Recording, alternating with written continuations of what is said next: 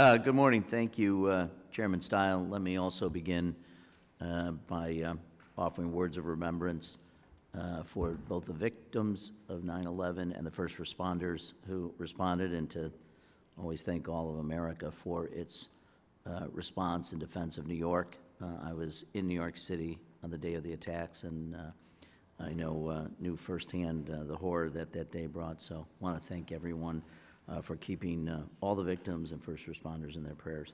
And thank you, Mr. Chairman, for calling this hearing, and thank you to all the secretaries for being here. We know you have a tremendous amount of work ahead of you to ensure our upcoming election is secure and fair. We are 55 days from Election Day. I don't think I probably have to tell the secretaries that. They know that very well.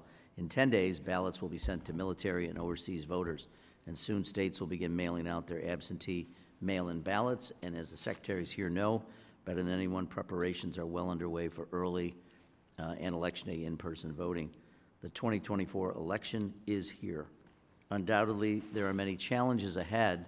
Election officials are operating in an election season that continues to be marred by a steady drumbeat of mis- and disinformation, and we have only just begun to see the danger posed by the malign use of artificial intelligence. And this is not a speculative affair.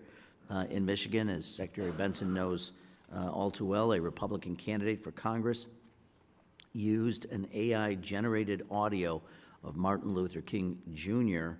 purporting to endorse him in a political campaign. I know it's shocking to even think of it, but there you go.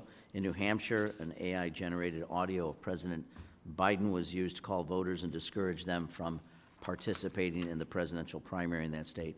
Our foreign adversaries, as the chairman has mentioned, are designing influence campaigns that leverage our flawed information environment to spread falsehoods about political candidates and parties. And just last week, the United States Department of Justice unsealed indictments against 2 Russian employees of the Kremlin-backed media outlet RT, which used to stand for Russia Today, so I don't think there's any question about where they're from, for violating the Foreign Agents Registration Act and money laundering to publish and disseminate content favorable to the Russian government.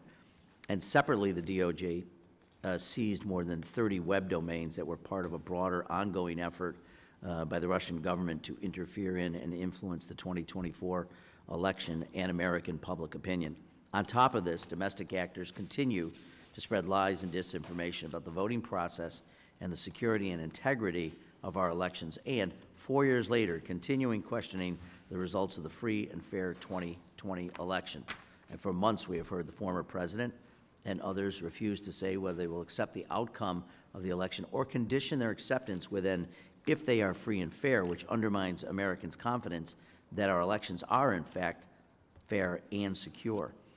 Just last week, former President Trump insisted in a Fox News interview that he had every right, I'm quoting him, every right to interfere in the 2020 election, saying, quote, "Whoever heard you get indicted for interfering with a presidential election where you have every right to do it?" Mr. President, there is no such right. It should go without saying. No one has the right to interfere with elections, and that includes the President of the United States. And I would hope that none of my colleagues on either side of the aisle here today would support those false claims. Additionally, election officials continue to face an unprecedented number of threats and significant harassment simply for doing their jobs. One Secretary of State tracked a 600% increase in threats this year alone. And while these challenges are serious, our democracy is strong. We will overcome the effects and the efforts of our foreign adversaries. Americans will not succumb to the torrent of mis- and disinformation. And let me speak clearly now for every American here. Our elections are secure.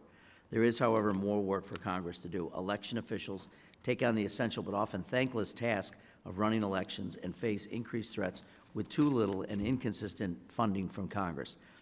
In fiscal year 2024, Congress appropriated $55 million to states and U.S. territories in election security grants, but we must do more to fully fund our elections. As ranking member and a member of the Appropriations Committee, I will continue pushing for additional and consistent election funding. Election officials, their staffs, and poll workers need and deserve our support.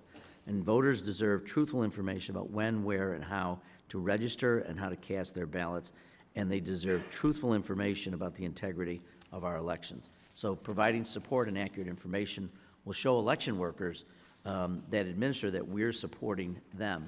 And today we have the opportunity to hear from our 6 secretaries about how they're preparing.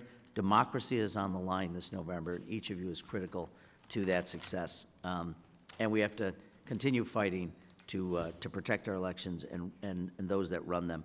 I also want to just take a moment to thank my colleague, Representative Mike Carey, and the chairman. I'm pleased to have worked with them to pass a bipartisan bill Monday that would codify the House's longstanding Congressional Election Observer Program. I'm grateful to all the work we've done and look forward to working with the chair over the next 2 months to continue this bipartisan and, importantly, nonpartisan observer program, which House staff serve in their official capacity as neutral fact-gathering election observers. So I look forward to hearing from our witnesses. Thank you for all the work that you do, and let's make sure that every American has free, fair, and secure access to the ballots this November. So with that, I yield back, Mr. Chairman.